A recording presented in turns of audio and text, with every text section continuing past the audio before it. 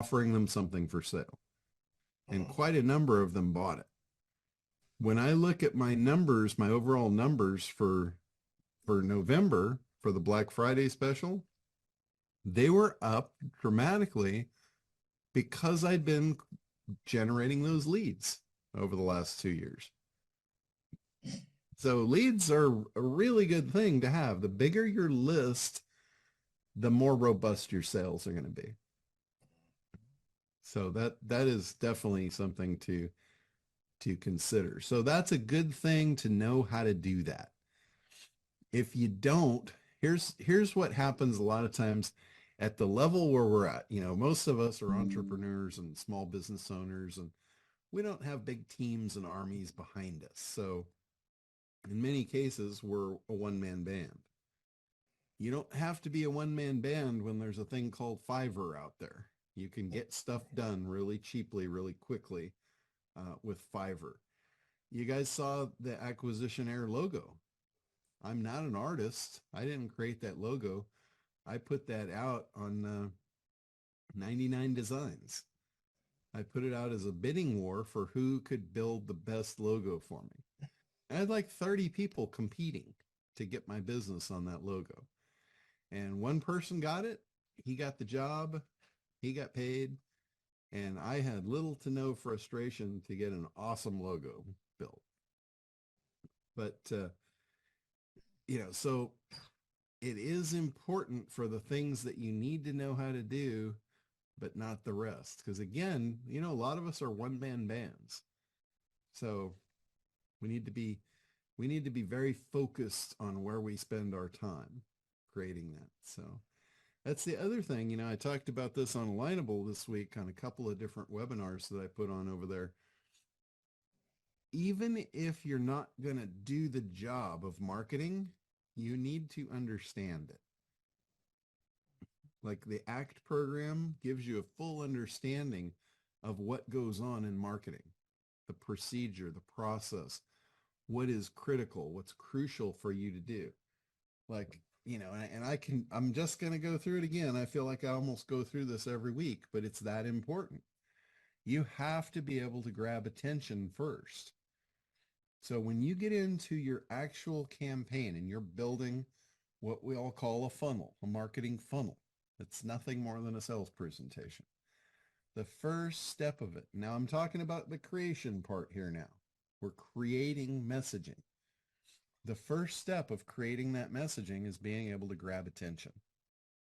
That's the big idea process in the ACT program. After you've grabbed their attention, now the real work begins. Now you have to convey your value. And as you're doing this, you're creating demand and desire for what you have to offer. As you're doing that, this little thing called objections is going to start coming up. Everybody's got the little guy on their shoulder that's whispering in their ear, that couldn't be true. That guy is on everybody's shoulder. So that's going to create objections. And even if you create huge demand and desire for your product or service, you're never going to make a sale as long as that objection's in the way. Like once somebody wants what you have, the only thing standing in the way of you in a sale is an objection. So you've got to be able to eliminate those. And then you have to craft what we call an irresistible offer. So there's those 4 pieces to it. It's grabbing the attention, creating the demand and desire, eliminating the objections, and then making an offer. Those should be like top of mind every minute of every waking minute of every day. Like I am always thinking in those terms. Like when I go through the world, I just, every day I walk around, I'm going places, I'm looking at stuff, things are happening. I see the opportunity for big ideas everywhere. And I see them being used everywhere and I learn from them. So once your eyes are open to this, it's really important that you start not just, you know, walking through life, not paying attention. pay attention to what's going on around you. There's a lot to learn. There's ad agencies that are affecting everyone's lives at play everywhere you look. Like there's branding going on, there's marketing messages going on, there's big ideas going on. If you watch TV and you see any kind of commercials, or you're on YouTube or Facebook, or any place where advertisements are showing up, you should be looking at those. Like Super Bowl, I absolutely love Super Bowl. The Super Bowl ads are phenomenal. And I didn't do it last year. I think it was the year before. I did a contest. I actually did a contest for all the people in this group. And I said, I want to know who can identify the most big ideas in the Super Bowl. And it was Callie that won. And I think she identified I don't know, it was like 13 big ideas. And she got it dialed in. She said, here is the promise. And as you guys know, if you've studied the big idea, there's 3 components to it. There's a promise of a desired outcome. There's the unique mechanism that delivers the result. And there's the unique way to say it that they've never heard it before. And if you're not looking at those, and you're not seeing those all around you, and really getting in tune with them, going, wow, that's a great one. Or, that one really sucks. They kind of missed the promise, or if there's no unique delivery mechanism, the bullshit radar goes off. Automatically that little guy says, yeah, that's bullshit. Because they can't see how it's possible. So there's got to be a unique mechanism. That is the thing that delivers the result. That is also the thing that does the work. When I see a bad unique mechanism, in most cases, the thing that's bad about it is it looks like a lot of work. And that can happen in a single word. A single word can screw the whole thing up. Like the difference between, learn, for instance. Nobody wants to learn. Learn is that seems like work. And when you throw that into your big idea, learn how to do something, that is implying that you have to do the work. A better way is discover how X gets you Y. It's the thing that gets you what you want. It's doing the work. Versus you learning how to do it yourself. You see, it's a very small, very slight difference there. But a single word can mess the whole thing up. So every word, when you start writing your copy, every word is important. Like when you look at it, if you're saying the word I this, I that, you're not speaking to them as what they want. You should be converting all the I's to U's. Not I have, or I get, or I do, or I want.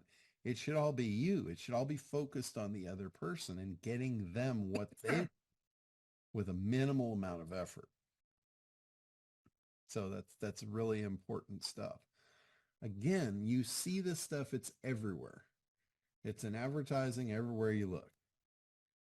And one of the ones, and sometimes it doesn't fit like the traditional thing.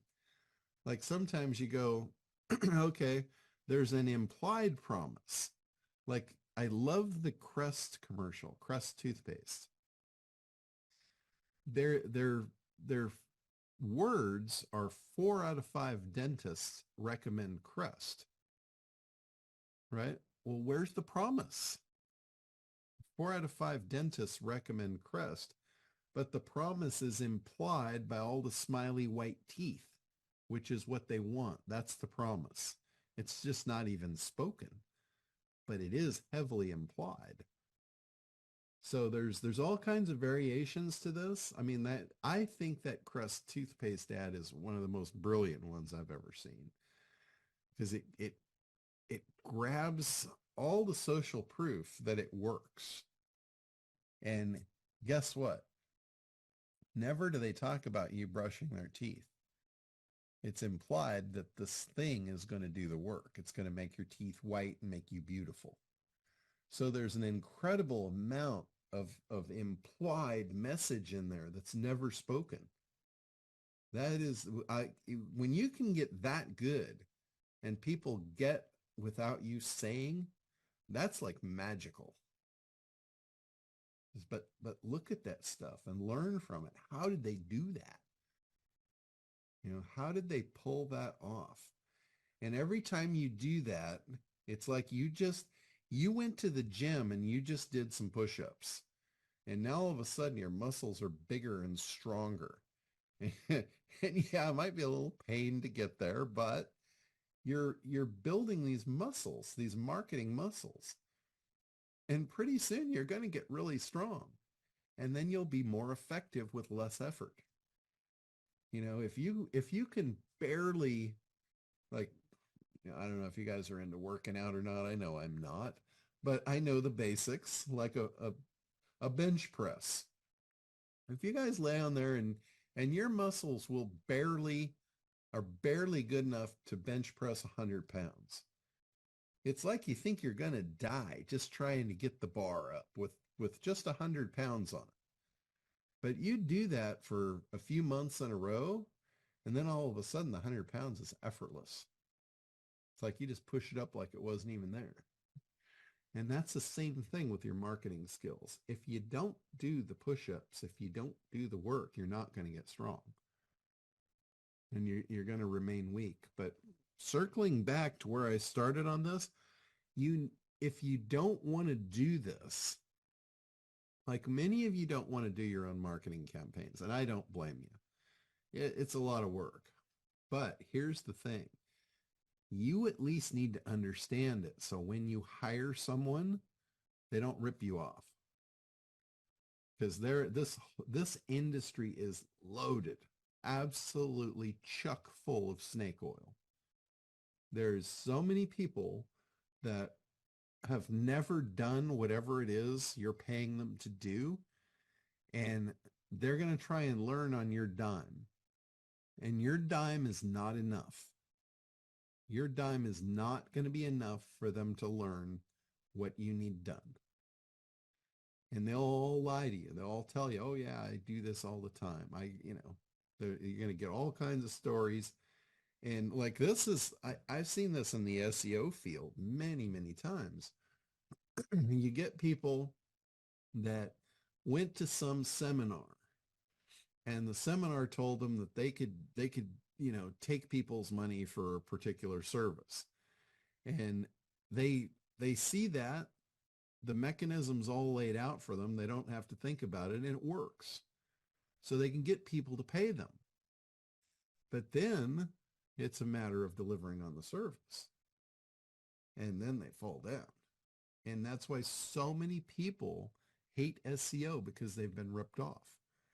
You got a ton of people, like I know big agencies that their thing was just send their salespeople out and just line up accounts.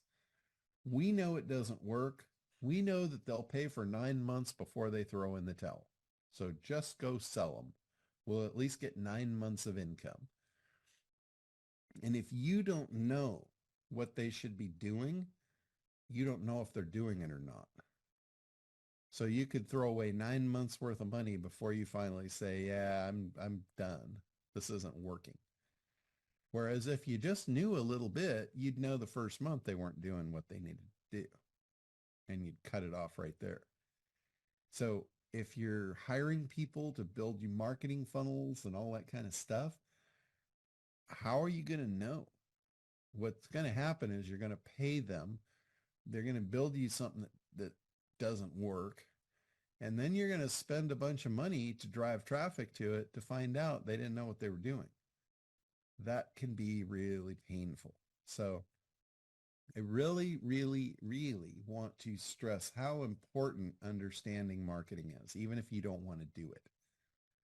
Like, if you go to somebody that's going to build you a marketing campaign, they're going to build you a funnel. The first thing you want to do is say, okay, what's the big idea going to be? Right? If they don't know what you're talking about, it's time to put your wallet away. It's time to go back to search and look for someone new. If they don't get that, there's no reason to give them any more money. Right? Because you all know that's the first thing. If you can't grab attention, you're dead in the water. So why do you continue to have someone build you a funnel if they can't grab the attention first? Right? It's pretty simple stuff, really. And it's not that difficult to understand the components of a big idea and identify them. So that's a really easy way for you to verify and vet them right out of the gate. Say, what's your idea for the big idea for this campaign? Right? That's pretty much a showstopper. If they can't address that question, you're really on thin ice moving forward with that person. You're putting your trust and your success in their hands, and they don't know what they're doing. So what you learn from the ACT program is absolutely crucial to your success, whether you're going to do the work or not. But it is really important that you all understand that as business owners, as entrepreneurs, as whatever you identify yourself as. That's the key to money. A funnel. If you don't have a funnel, which again is just a sales presentation, it's how you take someone that doesn't know you, doesn't know anything about you. It's how you grab their attention and how you convey your value to turn them into a customer. If you don't have that, you don't have anything. You can have the best product, the best service, the best personality. You could be the most lovable person on earth, and they're not going to buy from you. If you don't have the basics down of the marketing, you can hire a salesperson. There's salespeople that can sell anything, right? There's salespeople that are really good, and you can hire them, and they can literally sell anything. And some people do that. Some people, I have seen a few businesses that had no marketing. They had zero marketing. They just hired a couple of good salespeople. The salespeople sold them and got them business. But I don't know if you guys have ever dealt with salespeople. And my apologies if any of you guys are salespeople, but a lot of you are a pain in the ass.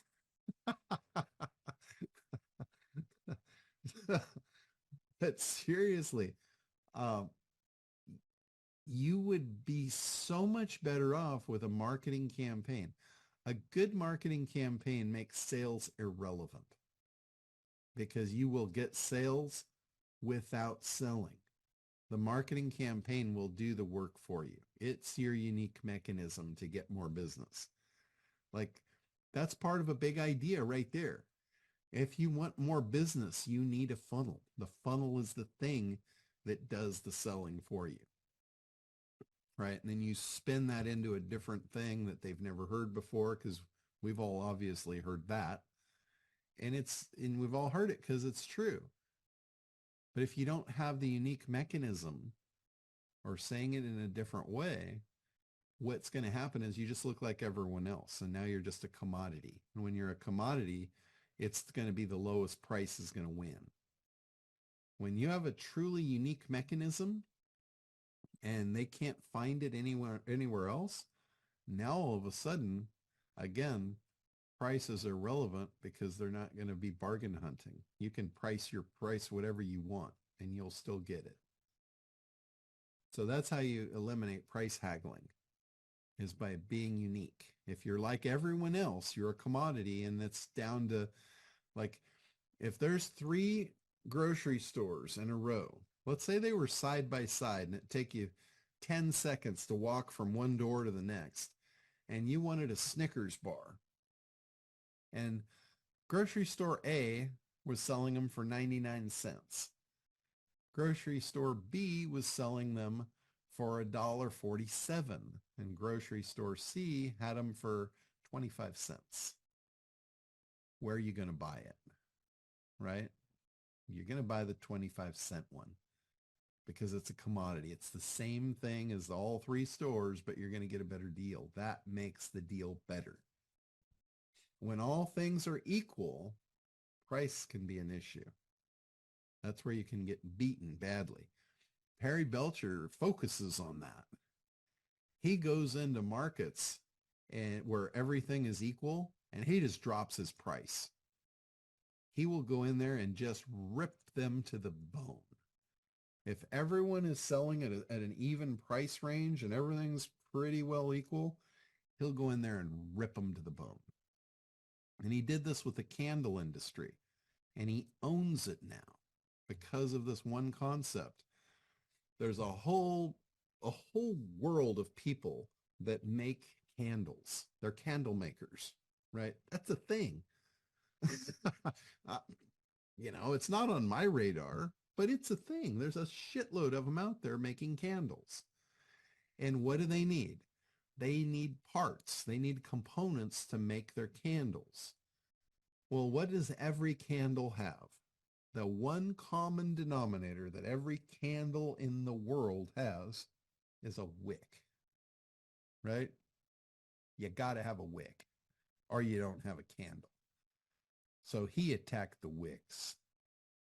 He had all the candle making materials, right?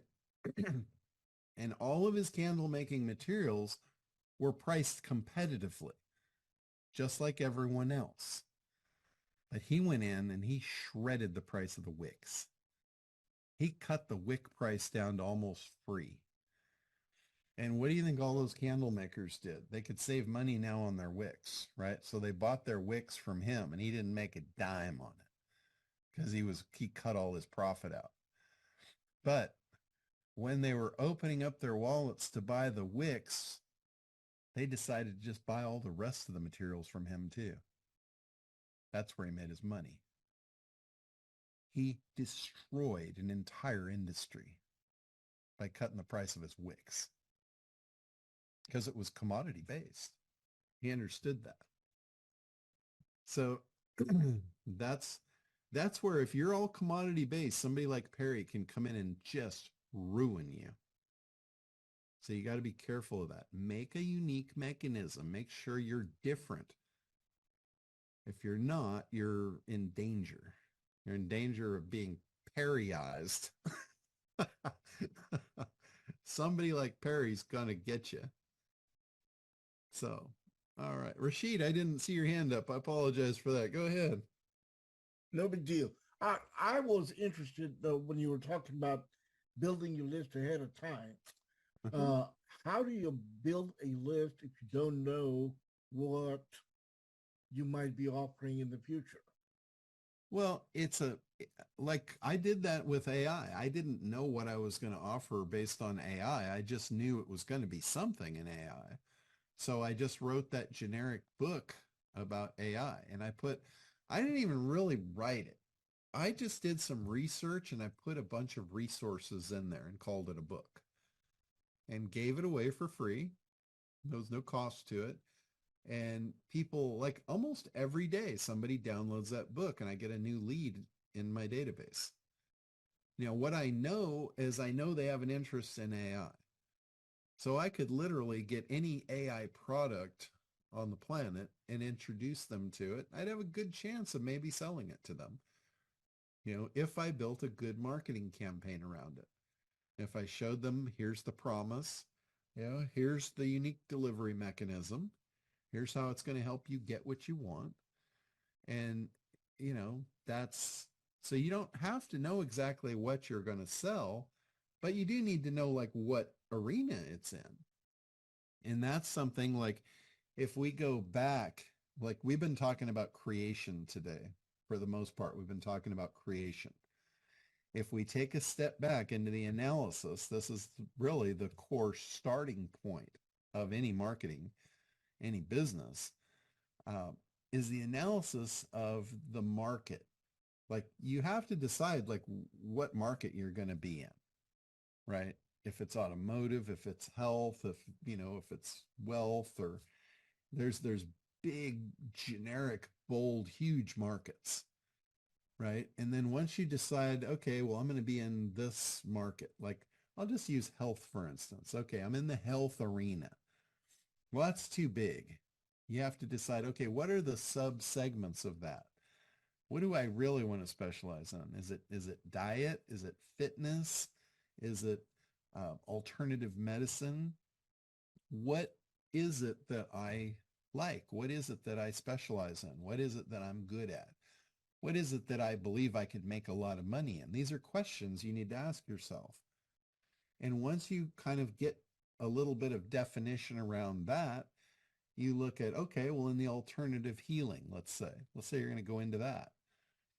In that market, again, that's still pretty big. There's still subsegments of that market. What I'm trying to do when I do this process of weed it down is I'm trying to find the little sub markets. Like I'm basically I'm segmenting my market. I'm finding all the segments. And then what I want to do is of the segments that I believe I could serve, which of them are going to be the most profitable? Which of them is going to be the easiest one for me to penetrate, for me to make money out of uh, seamlessly and effortlessly? That's what I'm trying to do. Now, there might be a couple of them. There might be like two or three, and that's okay. But I'm still going to focus on one first, and it's the one I believe is going to be the most profitable. But when you get those segments, whether it's one segment, two, three, four, however many you have, each of those segments is going to have avatars in it. An avatar is a representation of your ideal customer. So each segment will have at least a couple of avatars in it, because the minimum viable avatar, the break in it is male and female. And I'm sure by this time in your life, you've figured out that males and females speak different languages. We have a core English base, but we speak different languages. Like you say one thing to a man and you say the exact same thing in the exact same tone to a woman, and it's going to have two different meanings, right? There was a book about that. Men are from Mars, women are from Venus, because we speak different languages because we have different core drivers. And we talk about this all the time. The core driver for a male is generally significance. The core driver for a female is generally security. So they just, we have different fabric that we're cut from just by human nature. And again, I say that generally. It's not always. You can have some very strong females that significance is their drivers. A lot of times they will be high level executives. They'll be very powerful women. They won't fit the mold. Not everything fits into ABC, but you'll at least have those two avatars in each segment. So if that being the case, you need to create two different funnels, two different marketing campaigns. And what you do, again, you look at which one's going to be more profitable. Like there's some markets where women are the main buyer. Men are occasionally the buyer. So if that were the case, I would focus on the women. I would just, set the men aside. I would create the funnel for the women, and I would make my sales there. And I would see after I made enough sales into the women, into that category, I would take a step back and I would look at my results. I would look at my numbers in my business and say, okay, how did I do here?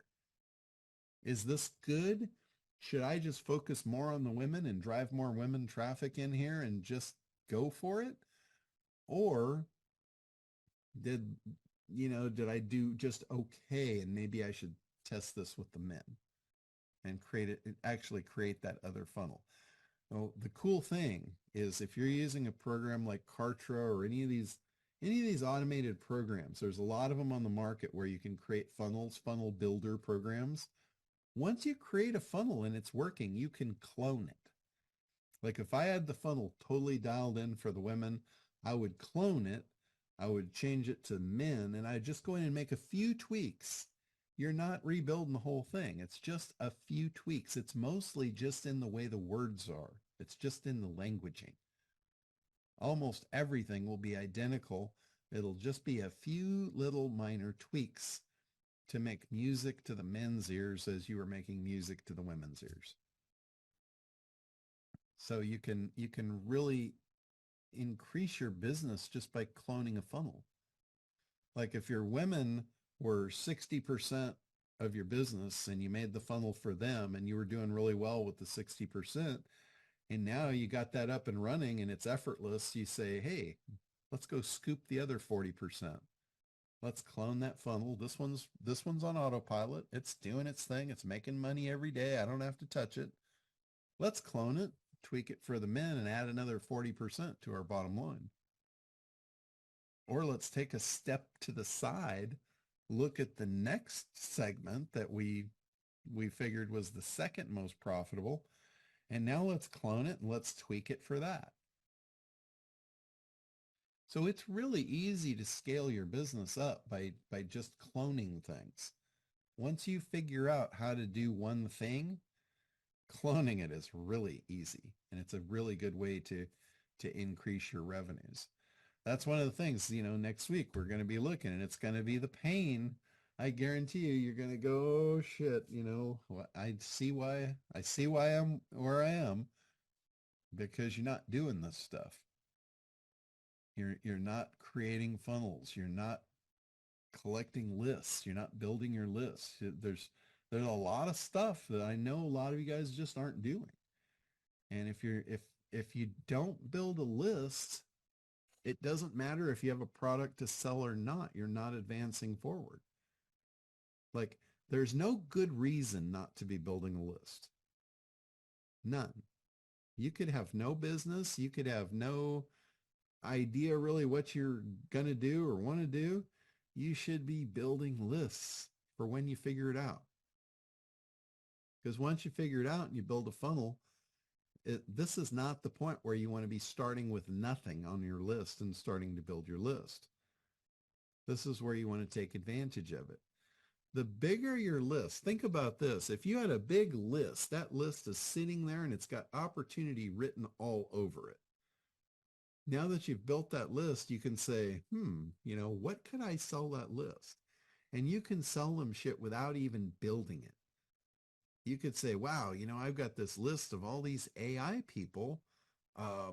There's a product over here that's I think is really cool. They have an affiliate program. They're going to give me 30%.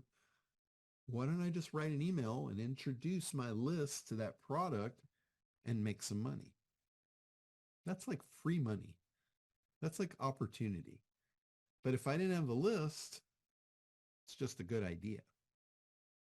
There's a big difference between everybody has good ideas, but it's attaching them to the opportunity that turns it into money. That list is your opportunity. So just, how many people are not building a list? How many people didn't build a list this year? We're at the end of the year. Okay, I promised I wouldn't throw this pain at you before Christmas, so I'm going to stop.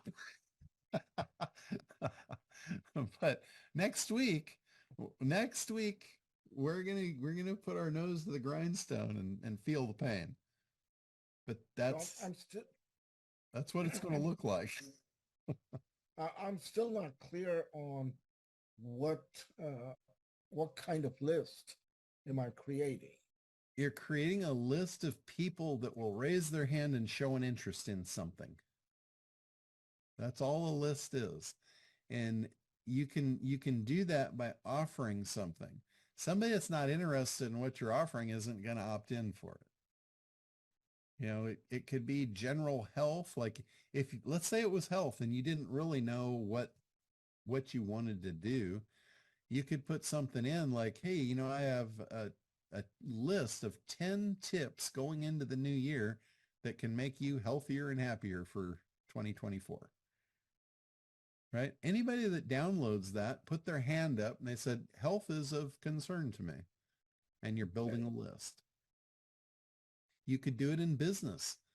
You could go out there and you could say, I have a list of the 10 top tips for 2024 to grow your business. Anybody that's an entrepreneur that sees that is probably not going to be able to sleep at night unless they download it and get it, because they're going to be thinking, God damn, what were those 10 things? I wonder if I actually know them or if I'm missing something. It's curiosity. That's the third piece. That's the third big piece of the big idea, is the curiosity factor. Saying it in a way they haven't heard it, they don't know it, and it's curiosity that will grab them, that will get them to opt in. So you don't really have to know much to start building a list. You just have to know what arena you want to build the list for. Now, say that people start opting in to get the 10 tips for business owners to grow their business in 2024.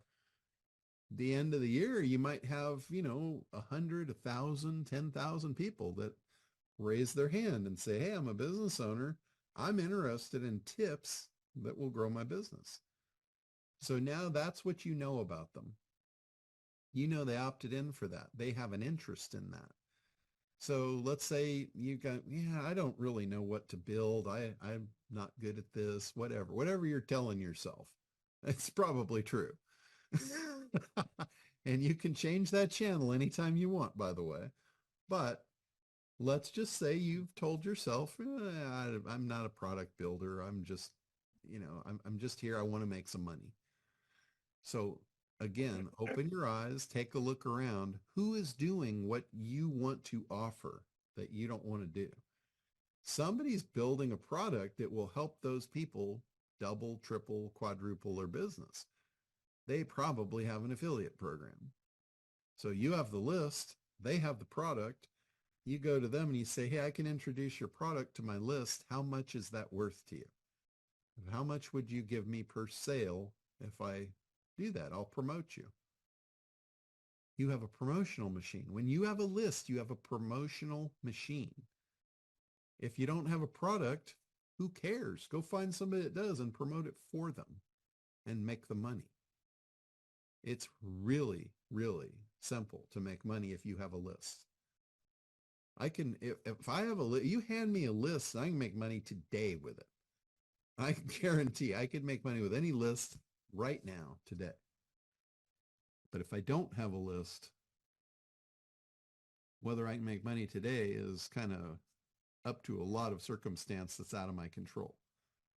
When you have that list, you have control. You just put yourself in control of you being able to make money. So I don't think there's anyone here that can dispute the fact of how important building a list is. Oh, definitely so. Yeah, they say the money's in the list. You hear that, but a lot of people say, yeah, okay, I agree, but they don't really understand why. They don't understand what the power of that list is. They just hear it and they bank it and they say, oh, okay, well, I need a list, but I don't really understand it, so maybe I'll build one someday. Bullshit. You got to build that list today. That list is the backbone of your business. So Frank Kern put out an interesting product probably more than a decade ago. And it was a 4-sequence product. I forget the name of it. Is Connie on here? Connie, do you remember what that was, the product Frank put out? Was it mass control?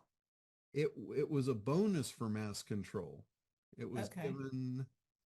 Oh, I got it. It was the 4-day cash machine. He gave away this thing. It was a product that he gave away for free as a bonus to buying his mass control product. And it was called the 4-day cash machine. Anyone, even if you don't have a list, can make money with the 4-day cash machine. And the 4-day cash machine was nothing more than a templated email that he gave you to promote any product You just filled in the blanks.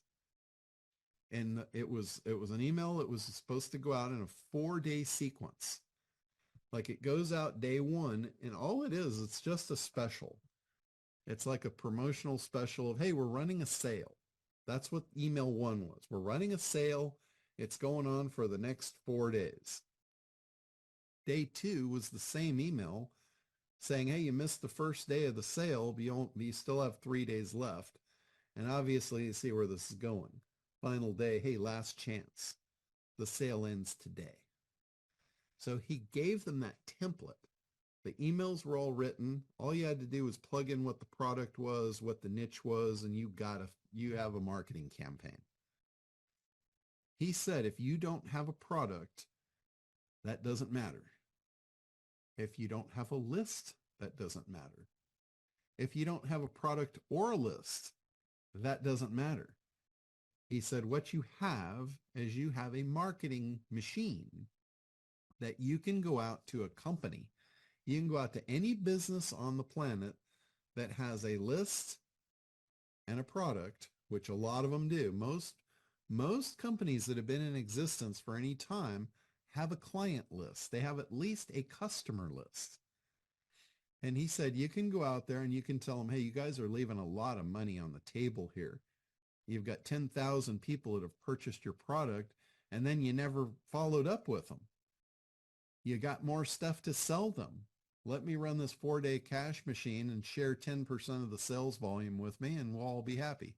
I'll put a boatload of money in your pocket. You put a little bit of mine. You've got the list. I've got the know-how. Let's do this. 4-day cash machine. A lot of people made a lot of money with that damn thing. And it was the simplest thing you're ever going to see. It was 4 basic generic emails to send out. Just find a company that's been in business and has a mailing list of their customers, and you have a process. You have a product. You have a market. How many business owners around have a list of their customers? Like just about everyone? How many of those business owners would like to make more sales without any effort on their part? Just about every one. How many customers could you have? Just about as many as you want. So without a list, that's how you make money. With a list, instantly. You just use someone else's list. There's one thing, you can use their product to your list.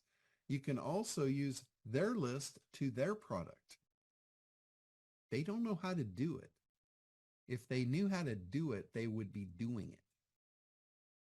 There's a lot of people running businesses that are struggling that really don't know what they're doing. All you do is you show up and you help them. You say, look, you got a list, you got a product, let me sell it for you. And if they don't understand the mechanics of giving you a little bit of money to put money in their pocket, that's not your ideal customer. Just move on to the next one. There's too many of them to try and twist their arm to do something. You'll get the ones that the light bulb will go off and they'll hand you the keys to the kingdom and you have a money printing machine. So pretty cool. All right, let me go to Sue. Sue, go ahead and unmute. Yeah, I have a question. I'm going through your ACT program and it is amazing. I had no idea you were who's who in SEO. I had no idea. I'm one of the things who actually downloaded your AI and became your client. And I'm going through ACT program. It is really amazing, but there are some topics you mentioned like user-generated content on your website. So do you still recommend that? How important it is? Because now we are doing search AI. So how much importance are we going to give to SEO? I just want your input on that. Sure. SEO is still a really good, viable traffic source. But you shouldn't really be focusing on traffic until you get into that mode. Like ACT is analysis, creation, and traffic. Traffic is on the end always. The problem, SEO is great. SEO is going to bring you the best, highest value customers that there are on the planet. We've figured out, like with the AI tool, with Acquisitionaire, we have actually figured out how to take the best of SEO and give you instant results from it. That's exactly what it is. We took the absolute best output of what SEO does for a company that everyone wants. Everyone wants to be put in front of the right place at the right time when people are actually searching for you. The problem with SEO, the con of it, that's the good part. That's the pro. The con of it is how long it takes and how hard it is to do because there's so much competition. What we did with Acquisitionaire was we took out the con and we just gave you all the pro. We're going to get you the results you want from putting you in front of that search traffic instantly without any struggle. It's you just set the marketing campaign up and away you go. So there's nothing I could possibly bash about SEO. SEO, when it's working, it works really, really well. But there's a lot of difficulty to it. It's not an easy thing to do, and it takes a long time. So there's a lot of cons to it. Way more cons than pros, but the pro is huge. The pro to it of being in front of someone that's actually looking for you, that's huge. So, and in the ACT program, any of you guys that are new and are going through the ACT program for the first time, in the analysis process, there's a couple of tools in there that I went through that either are not available anymore or have changed radically as far as like how you do research and finding avatars and information about them and all that. And it's more of a concept. I shouldn't have actually used tools because they change so often. But it's more of a concept of how you do that. And AI has replaced almost every tool that I talked about in there. So if you're going through the program and like you're looking at the Facebook ads thing, there was a Facebook ads tool that would analyze Facebook stuff. There's a Google tool where I walk you through how to research pay-per-click and see how much people are paying and all that kind of stuff. You can feel free to just put those tools aside and get familiar with ChatGPT to do a lot of your analysis. ChatGPT can tell you just about anything you need to know about markets, segments of markets, what's important to the people in every segment. It is an incredibly powerful tool. I mean, it's amazing. Recording in progress. A lot of the stuff, when you're going through the analysis portion of ACT, it's really, all the core of that is really important, but just think of the tools differently.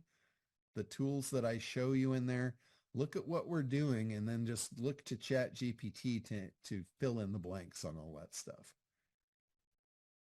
So that's what I would recommend as far as like anybody going through the ACT program. When you get to creation, it hasn't changed one iota. The creation process is probably never going to change because all the concepts in creation go back in history hundreds of years. Like a lot of that stuff goes back to Benjamin Franklin. He laid a lot of the core of advertising and it hasn't changed. Like the way you reverse an objection, that formula came from Benjamin Franklin. He used it to sell his wood-burning stove. And that marketing campaign got him in the Marketers Hall of Fame. If you look up Marketers Hall of Fame, Benjamin Franklin, you'll see the ad that he created almost 300 years ago. And he openly admitted that his product was the worst one on the market, but he outsold the competitors like they weren't even there because of his marketing prowess. I mean, that's pretty incredible when you can go into a market and just destroy them and have the worst product there is and have the competitors not even have a chance against you. That's marketing. He was really good at it. He was like, they call him the father of a lot of things. In my opinion, he might have been the father of advertising and all of his stuff. It has not changed one bit. There are people that are still using his tactics, but I've never seen anyone that like decoded it like what I did. I put all this stuff into formulas. Like, here's what he's doing. Here's the pieces. Like the same thing with David Ogilvy in the 50s. He's the creator of the big idea. And again, I broke it down into the formula. Here's the pieces. There's 3 pieces. Every time he does an ad campaign, there's 3 pieces in his big idea.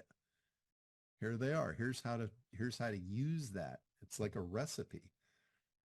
You can bake this cake over and over and over, and it'll come out the same as long as you use the recipe. So that makes the ACT program incredibly powerful because it gives you all the recipes. I've never seen anyone else that taught marketing that broke down the recipes and gave them to you. I've had people that went through the ACT program that were, like PhD educated in business. And they're like, oh my God, why don't they teach this in school? And I'm like, I'm not the one to answer that question. I don't know, but this is the way it is. This is how it works. And it's really not that difficult to follow the formulas. So, all right, Jason, let's go to you. Hey, John, nice to meet you. Finally got a chance to be on a call. Just kind of got in with acquisition error. Oh, And cool. I put my first campaign in last night. I didn't realize it took 24 hours to generate for the leads to start coming in. So a little bummed out about that, but it's like I can't wait to see what it That's a safety feature. yeah, that's fine. That's fine. I like what's going on. So I'm just excited to see it start to populate and see how many phone numbers it gets and all those different things. But I have a meeting, and I was supposed to be at 2:30 today here Eastern time with a guy that coaches contractors, and he's got about 20 roofing companies.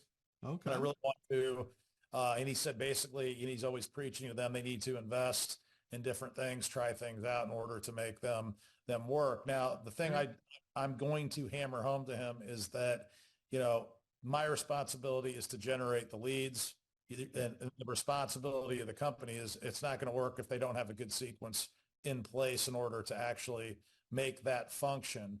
Now, what I just kind of popped in my head was when you were talking about the 4-day cash machine, one of the things I've been trying to kind of figure out to help people is potentially what to put in front of these people once the leads come in. Would the 4-day cash machine, if they have a good offer, be that sequence of emails? Would that be a good way to grab people's attention and help them convert into paying customers through the acquisition error leads is kind of my first question. It could be. The 4-day cash machine really was made to resell to existing customers. So it might not be like the perfect match for new leads. With a new lead, what you have to do, it's really hard. It's a harder proposition. It's always easier to sell to somebody you've already sold to before. The relationship is drastically different. When you're generating leads, cold leads like this, yes, they've shown an interest, but they are still a cold lead. They don't know you. They haven't opted into you yet. You're showing up at the right place at the right time. You've got the right person to get in front of, but you still have to grab their attention and pull them into your funnel. So I don't think the 4-day cash machine would be the right mechanism for that. It's built for a different purpose. But what you want to do, you want to evoke curiosity. Like, let's say you were attacking the roofing industry and you had people that were searching for, roofing contractors. A really good email to send them as first thing is, do not hire a roofing contractor unless they fit this criteria. And they're like, what criteria? All of a sudden, the curiosity factor is going to go up. They're going to opt in to get your list of 3 things you need to know before you hire a roofing contractor. And when you do that, you give them the free thing that they ask for. You gave it to them free of charge, no strings attached, and make it incomplete. Make it very useful, but incomplete. And in Like, that email, are you trying to get them to download a PDF or something to get that, or are you just giving them the information within the email? what I would do is you're trying to get them to opt in. Okay. So you can do it as like, if you throw a link out to opt in on the first email, it's like putting whiskers on the cheese. It's like, the mouse sees the cheese and is like, oh shit, there's a cat behind that. It ain't worth it. So you've got to remove the whiskers from the cheese. Right. So the way you do that is not necessarily having them opt in on the first email, but have them react to it.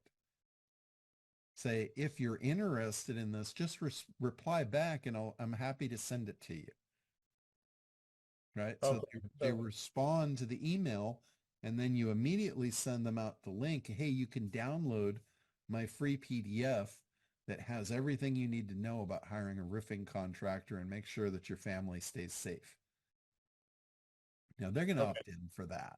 You've already created communication back and forth. Now they'll opt in. It's almost like dating. If you ask too much too soon, you get rejected. Like if so you give them 3 things kind of within the email to say, but hey, if you want the complete list, go ahead and let us know. We'll get you over the 10 or 15 things that you really need to look for, or something like that. Is that what you're saying? Well, no, not necessarily. It's almost the first email is telling them that you've got this list of 3 things that they really need to know before hiring a contractor, a roofing contractor. You make them ask for it then, basically, within the email. Okay, Yes. I got you. Yes. So, hey, I've got this thing. Do you want it, essentially? And real short, real Yes. punchy. Yeah, I Perfect. want it. And then you send it over, and there's a link to download that, and or whatever, so you can get them. And then they'll know your brand and things of that nature. Yes, you got it right on the money there. You tell them what you've got. You tell them what to do. Hey, just reply back to the email if you're interested. I'll send it to you. It's free of charge. There's no cost. And when they respond back, you got them. Now you respond back. You say, here's a link to download the PDF. They click the link. They go to the page. They fill in their name. And that's another thing. You don't show it as an opt-in box. You say, click the link to download the thing. They're investing. Every time they take an action, they're investing, so they're less likely to pull out of the process. So they click the link to download the thing. The next thing that pops up is, where should we send it? Yes, You're I like you're creating a dialogue here. So Okay. where should I send it? They put their name and email address in. They click that. Now they get the download page. They click to download it. And now is where the real magic happens. You say, now that you've got this, let me help you further. I did reading things. Nobody likes to read things, right? It's like work. You can say, I also made a free video for you to kind of explain the nuances of what you need to know. So now you're giving them even more. Frank Kern calls this stacking the cool. Right. You're already looked at as cool by helping them for free, just like no strings attached. And then what you want to do is in the video, one of the things you want to do is you want to say, one of the best things that you can do is get three competing quotes. And here's what you look for in the quote. The price is important, but also the time frame is important. And you put like 3 things that's important, and then you give them 3 vendors. Okay. And now all of a sudden, you're not trying to sell them something. You're just trying to help them buy something. And so is it the roofing company, when they get the lead, that it's their video and saying we get 3 quotes from us, or is it an individual outside the roofing company that recommends that roofing company, or how does that work? Well, if you really, you didn't hear this from me, but I don't even know who you are, John. I'm okay, good. Well, you never heard this from me. The 3 that you refer them to is all the same roofing company. okay. Give them 3 different phone numbers. It could be you. You could be the roofing company. Right. Okay. Gotcha. That's brilliant. Another way you could actually have three vendors and you could say, look, I'm selling the leads. These leads are hot as tamales. I'm gonna sell each lead to three roofing contractors, and you guys are gonna share the cost. Like, if the lead was $100, say I'm gonna give it to each of you for $35 each. But know that it's not an exclusive lead. It's going to three roofers. So it's up to you to sell them on you. Okay, so when you're selling these individually to one roofing company, then they would say these are you wouldn't give out three different contractors in that situation. You would say something like if you wanted to book a call with us or book time to come out, or whatever it may be, or drive them to the web page after they whatever. But if you're selling these two, if this is a service and you're saying I'm looking for three different roofing contractors and I'm going to go ahead and put this sequence in place, each lead's going to cost you, $100 a pop, but you're going to get in the mix potentially for these three. Okay, that makes perfect sense. Now, so you're literally setting the buying criteria that if they do look elsewhere, they'll never match what you told them was important on who to buy from. So you're kind of setting the standard and you can make those things that are like, if there was 5 things and you knew like only 2 or 3 of them were unique to you and nobody else had them, then essentially, even if they did go look for somebody else, they would, in the back of their mind, being like, right, these guys don't have what these guys, and ultimately maybe they go back to them. And, yes. Would there be, okay. So you will literally destroy the competition if you do this right. So kind of set the standard essentially in the email, basically, right? Yeah. Yeah. You're setting the buying criteria. You're teaching them how to buy this product, and all roads lead to your customer when you do this. Okay. And then the customer does it themselves, ultimately can do that as well. Say, look, these are the 5 things we recommend you look for before you hire anybody. This. Like 2 of those 3 things or 4 of those 5 things could be, unless you have, unless they've worked with, 75 different insurance companies in the past or, whatever to get your roof done. But it's okay. And here's another thing that you can do to really, even layer another layer on top of this, and it'll put more money in your pocket as well. You can create your own association. Like you could create an association of roofers. Right. Call it whatever you want. You tell your roofer clients, hey, for $100 a year, you can be part of this association. People in the association is part of the buying criteria of who they should look for. When they look up a buyer, when they look up a roofer, if he's not part of this association, you might want to put second thought to that. Right. And all of your customers are the ones that are in this association. Right. That's really smart. So, and they'll pay you more for it to be part of the association because they're vetted roofers. These roofers are vetted by the National Association of, I just made this shit up. So you're either a member or you're the founder, but also a member basically is. Yeah. That's pretty. They don't know that. So that's it's just another association out there that. Yeah. And I did this for when I had a lot of people that were reselling my SEO services. I did this. I had the Association of Internet Dominators. And they actually got the certificate that showed they were a member of the Association of Internet Dominators. And that gave them credibility. It meant nothing, but it still gave them credibility. It was a buying criteria. Okay. And then one last thing about the acquisition error stuff is just two things. When they get the email addresses, if they match up on Facebook, they can put them in a branding campaign and market to them that way.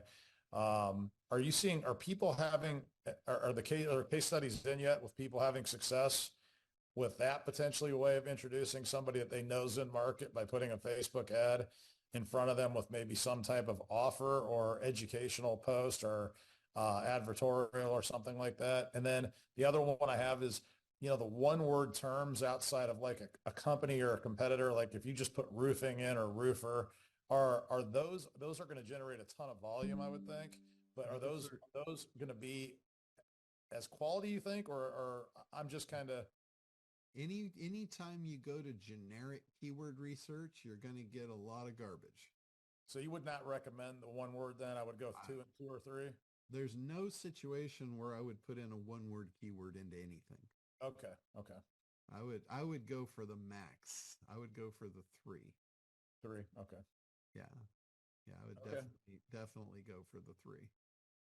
Okay, well, man, I'm super excited about this product. I can't wait to turn it on. And I just got to say, give a shout out to Richard. Richard, I love your market qualified leads for less than the price of a click. I'm stealing that. I'm just going to let you know. I think that's a really nice way of put it, succinct, and it definitely grabs attention. So thank you for sharing that. It's never existed before in the history of lead generation since Ben Franklin and before. all you're getting is a stack of data. I defy you to show me anybody that will sell you a lead that is anything more than a scraped lead, a lead that's been pulled off of LinkedIn. And if you're paying for advertising, what are you getting? Maybe, probably at least an email, maybe a first name. What good is that? How do you know that isn't some 2-year-old screwing around on the internet or whatever? No, there has never been a place where you can go and buy a market qualified lead that's going to cost you less than $125 to $200 a piece, period, full stop. I've looked. I've spent 3 months looking. I've been trying to find it since I started in marketing 50 years ago. There are always just piles of data that you have to sift through, like going through a cat box looking for the little jewels. That's what there is to do. And this is the first time that fourth wall, to use a movie term, has been broken. And there is no way to understate how powerful that is. Because once this thing catches on, it's going to be like gasoline on a wildfire. It's going to be crazy. Well, we have it all documented that Richard did throw that out and was the creator of that. So who knows who came up with the term SEO, but we'll know who came up with this one. Well, and pre-targeting he came up with as well, which is really brilliant as well. Yeah. And just out of curiosity, the case study that you had for the lady that was doing the Office Space, I think it was, or something, where she had a lot of success. She does like an email copywriter, I think. Yeah.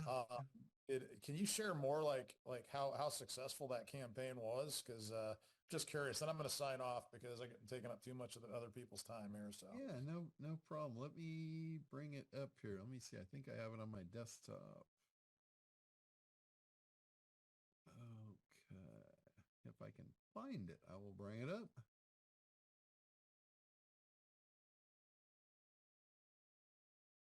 I think this might be it.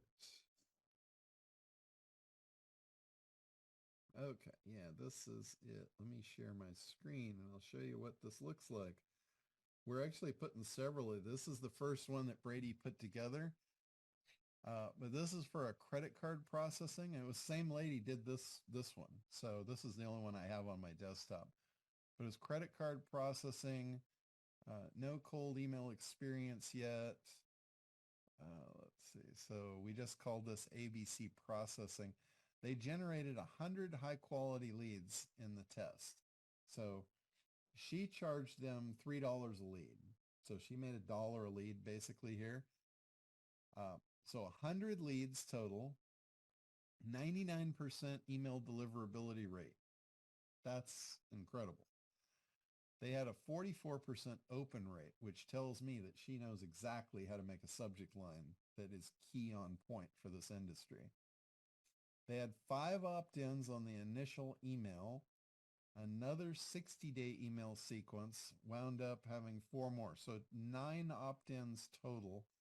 That's 9% out of 100 opted in. Okay, let's see. So here's post-trial sales. Acquired 3 of the 9 opt-ins. 3 of them turned into clients. Of the 3 clients, the monthly sale is a minimum 300. So that's 900 a month off of $300 worth of leads for an ongoing recurring service. So you got 900 a month. The average life customer for this company is 4 years. So basically they just got $43,200 worth of sales at the cost of $300. That's our first case study off of her work. And she's got 2 more in different industries. So pretty phenomenal. You know, granted, she has the advantage of having the marketing skills to do this. So if you don't have the marketing skills to do this, your results are not going to even come close to approaching this. But this is what is attainable through this. So the idea is either to get really good at this game or sell these leads to people that have these kind of people in place that are doing their marketing for them. And just be the lead guy. Just sell them the leads. Let them do the work. But that's a pretty damn solid case study right there. And we had a lot of people. I mean, of our beta test, I would say probably a high 80%, maybe into the 90% even, got no results because they just weren't ready. They weren't ready. They didn't have campaigns together. They didn't have marketing together. They hadn't figured out the market. They hadn't figured out the messaging. And that's all the reasons that businesses fail. So again, you're not ready for traffic if you don't have that stuff together yet.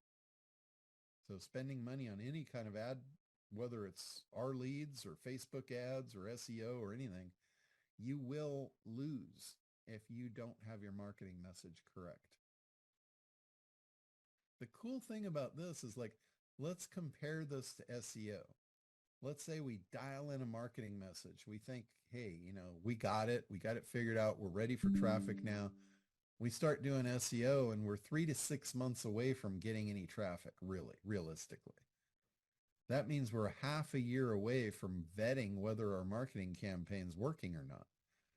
With Acquisition Air, you could buy 100 leads, and by this time tomorrow, you could have vetted your marketing campaign to see if it's going to close or not. If not, you pause the campaign, you make your tweaks, and you turn it on the next day.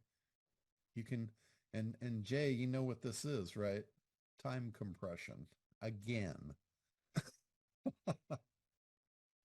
I use We've got to do that. We got to do that program. I use time compression in everything. I wasn't aware of this until, I don't know, about a year ago when Jay and I started working on an NLP process, and we put a name to it. But it's time compression is what I do. Everything I touch is time compressed. So pretty cool stuff. All right, Woody, you got your hand up there. Are you with us? There he is. Happy holiday, everybody. What do you got for us today? Well, I wanted to give you, we have spent so much money on Forbidden Elvis to get the website up. And now I remember you saying that if your marketing is dead on, you could even have a shitty product. And I just want to share, I trust you all. I know no one else here is in the Elvis or music business like I am, but I want to show you what we came up with when you get to be a member. Because, I wanted it to be Disneyland. And then Michael Jenkins, the fellow that I work with, said, Kartra doesn't really support an amusement park experience. All I can do is, these simple things, because Kartra was designed for, for education. Yeah, it's for content. It's not So, really for a. so allow me to share and then the screen and how it looks. And and if you think I can keep them coming back with this or anything that you think I should have, are you? All right. Here it is. Wait a minute.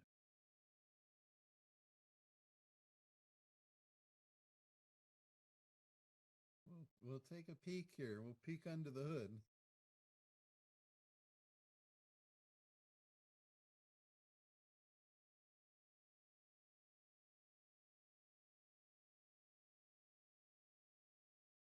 Hey, slow down.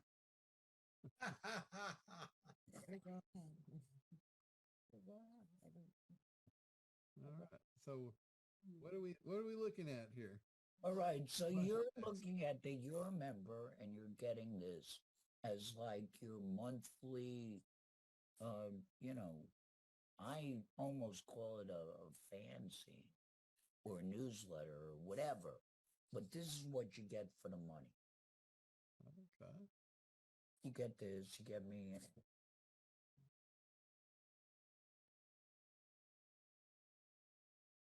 Where is the song? I think it looks pretty cool for for being a Kartra site. Yeah, it's not the whole full Disney,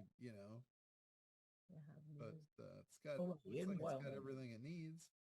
Still is not working. So, maybe it works. Okay. This is what you get. Here's Elvis. We did it with AI. I don't know if you guys have been keeping up, but for images, I have to buy them from Elvis Presley Estate.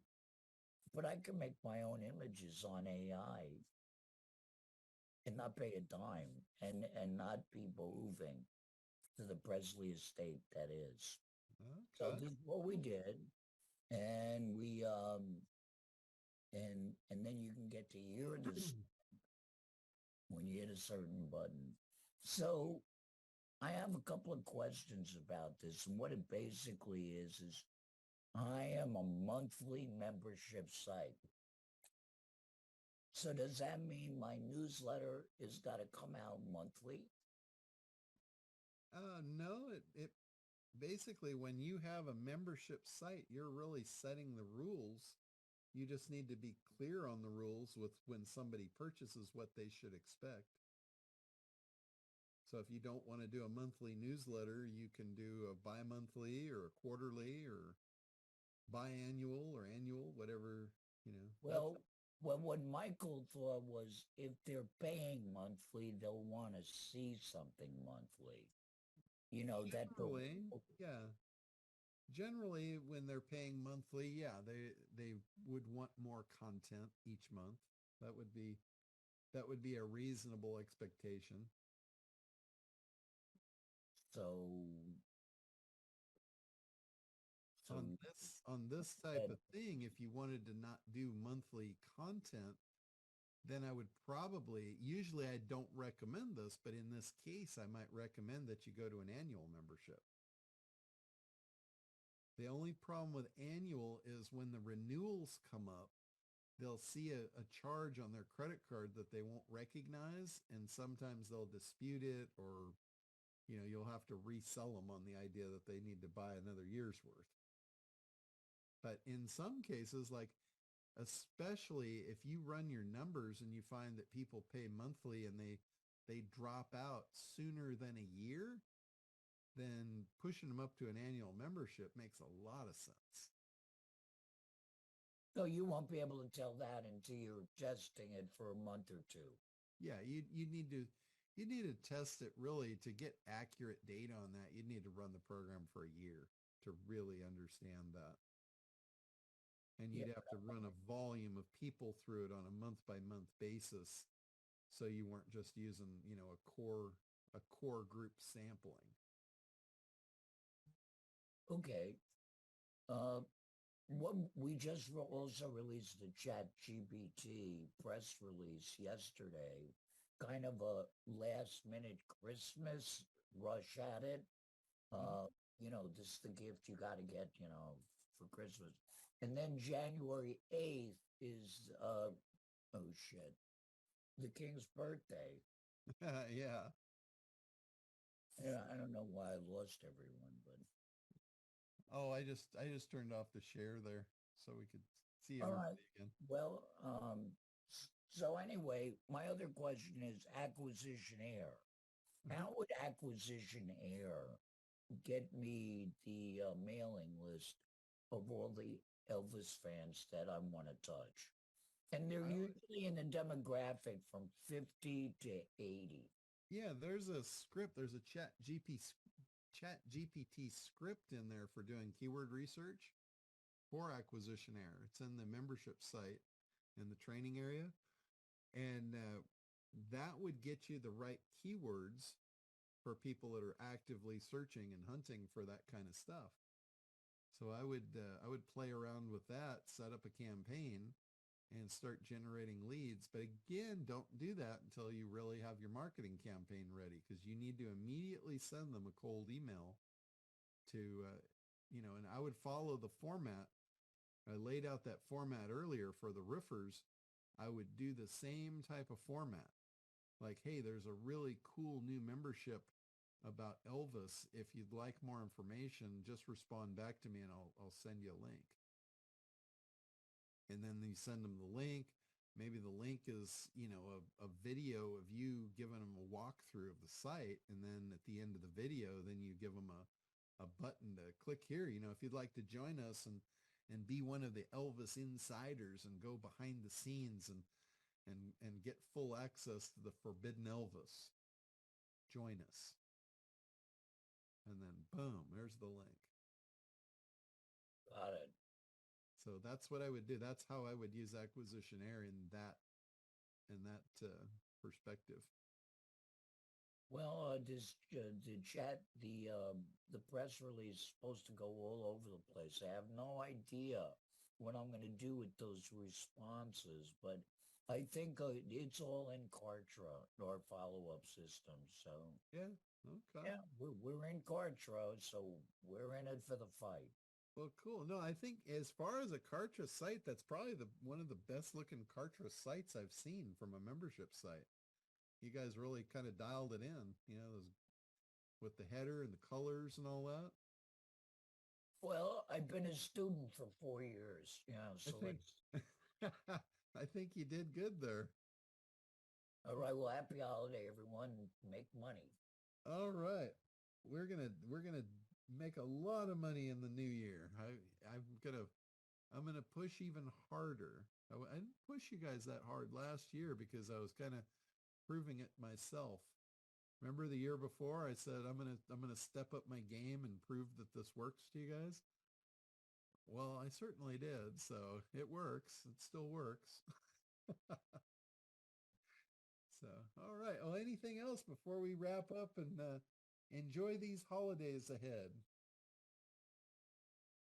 All right. Well, cool. Hey, thank you guys all for being on here, and have a Merry Christmas and Happy Holidays and whatever you guys celebrate. Do it big. Have fun, everybody. Thanks a lot, John. And we will be doing a call next week. So we'll get one more in before the end of the year, and put on your armor because it's going to be painful. We're going to do the year-end process. Now, is this recorded, John? Is this Yes. recorded, John? Yes, everything's always recorded. Okay, and it's going to be on the membership act? Yep. Yep, this will be in the ACT membership. Okay, thank you.